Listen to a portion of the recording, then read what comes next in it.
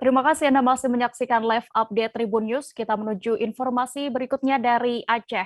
Seorang warga desa Kuala Tuha, Kecamatan Kuala Pesisir, Kabupaten Nagan Raya terluka parah seusai mengalami penganiayaan. Korban dianiaya menggunakan senjata tajam di sebuah rumah di Kuala Baru, Nagan Raya saat berselisih paham dengan pelaku. Saat ini pelaku dikabarkan sudah ditangkap aparat Polres Nagan Raya untuk mempertanggungjawabkan perbuatannya. Detail informasinya akan disampaikan oleh jurnalis Rambi News. Ada rekan Rizwan di sana. Halo rekan Rizwan. Assalamualaikum warahmatullahi wabarakatuh ya. Baik, Ya, rekan Rizwan, ya siap ya. bisa Anda Baik, informasikan bagaimana kondisi terkini korban saat ini setelah peristiwa penganiayaan itu?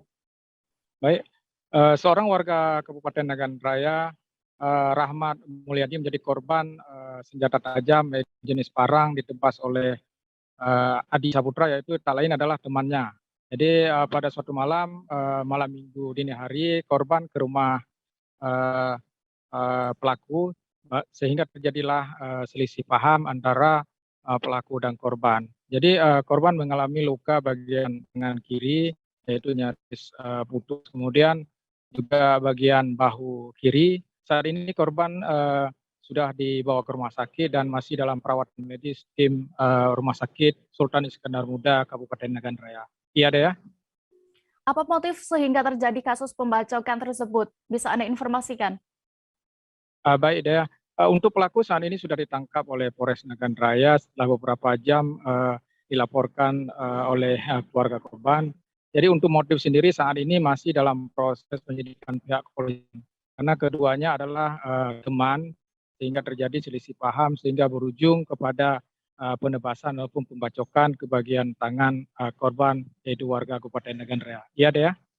Rekan Rizwan, berdasarkan informasi yang Anda dapat, apakah saat ini pelaku sudah ditetapkan sebagai tersangka dan apakah sudah ada pasal dan juga hukuman yang dijatuhkan kepada pelaku ini?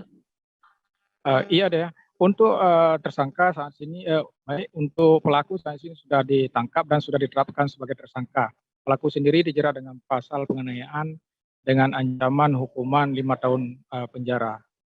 Saat ini juga korban masih dalam proses pemeriksaan oleh pihak kepolisian untuk dilakukan pemberkasan berita acara pemeriksaan BAP.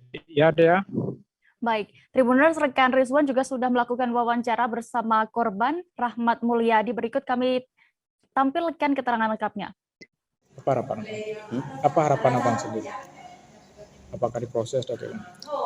Kebetulan hukum Menyerah polisi ya? hukum. Bang, untuk kronologinya bang seperti apa bang? Abang datang ke rumah korban? Datang ke rumah korban, bisa jelaskan? Ya, kemana enggak bang lagi?